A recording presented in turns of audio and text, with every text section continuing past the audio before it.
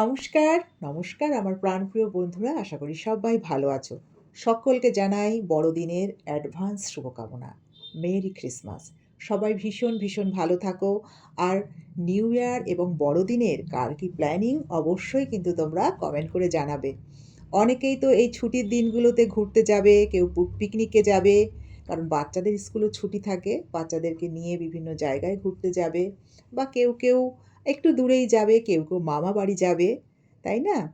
কিন্তু আমার কিন্তু এই সময়টায় ভীষণ ভালো লাগা। আমি বাড়িতেই থাকি মোটামুটি, কোথাও যাই না। কারণ আমার একমাত্র মেয়ের এই সময় জন্মদিন 22শে ডিসেম্বর।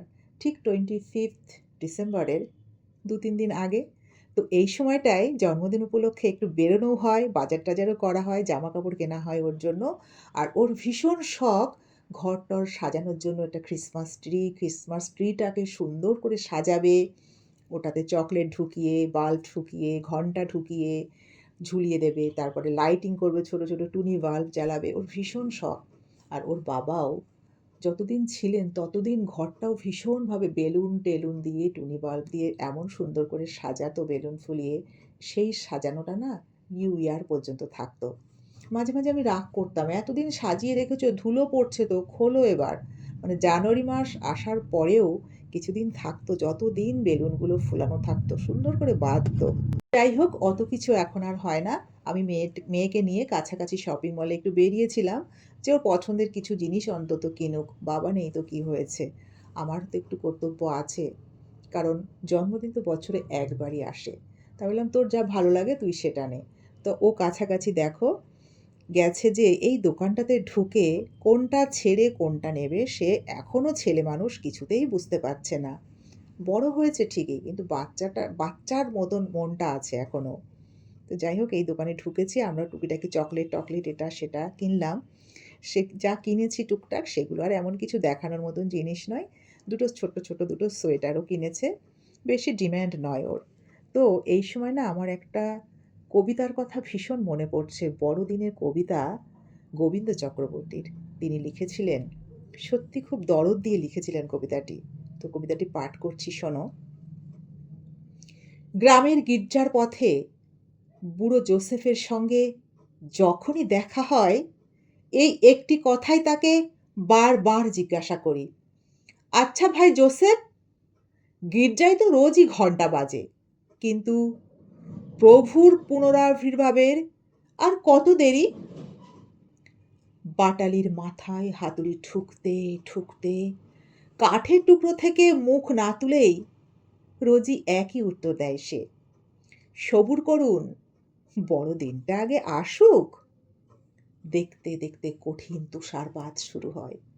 গাছে গাছে সকরুণ পাতা ঝরে, গান ভুলে যায় পাখি, নদীও শিউরে উঠে যায় এতটুকু। সারা দুনিয়ার ক্যাথিড্রালে ক্যাথিড্রালে প্রভুর শুভ আগমন বার্তা সূচিত হতে থাকে। অনেক অনেক ডিসেম্বরের মাইলস্টোন পেরিয়ে বয়স বাড়ে পৃথিবীর, বয়স বাড়ে আমার।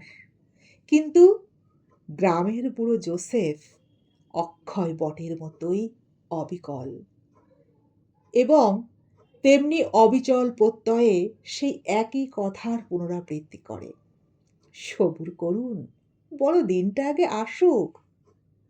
আজ আরেকটি বড়দিন। আজও দেখা হয়েছিল আমার যোসেফের সঙ্গে। কিন্তু আজই বোধহয় পেয়েছি সবচেয়ে সাফ জবাব। আজকে এই কাঠের টুকরো থেকে মুখ তুলে যোসেফ প্রধানত রূঢ় স্বরে বলল, "কেন বারবার একই কথা জিজ্ঞাসা করেন? যদিও গোটা পৃথিবী আজ একটা আস্তাবল, তবু যিশু কোথায় আসবেন? আর কেনই বা আসবেন? সেই স্বর্গীয় শিশুর শয্যা রচনার জন্যে কি বিস্তীর্ণ সুন্দর প্রান্তরেও কি প্লাস্টিকের মিলবে মতন ফুলটা। এমন এক মুঠো শুকনো ঘাস, যাতে কখনো ছিটে লাগেনি এক ফোঁটাও রক্তের? দিন তো কতবারই বড় হলো, সত্যিকারের মানুষের বড়দিন এলো কই?" সবাই ভালো থাকবেন বন্ধুরা। খুব সুস্থভাবে, সুন্দরভাবে বড়দিনটা সবাই উদযাপন করুন। সবাই ভালো থাকুন, সুস্থ থাকুন। অনেক, অনেক ভালোবাসা। ভিডিওটা দেখার জন্য অনেক ধন্যবাদ।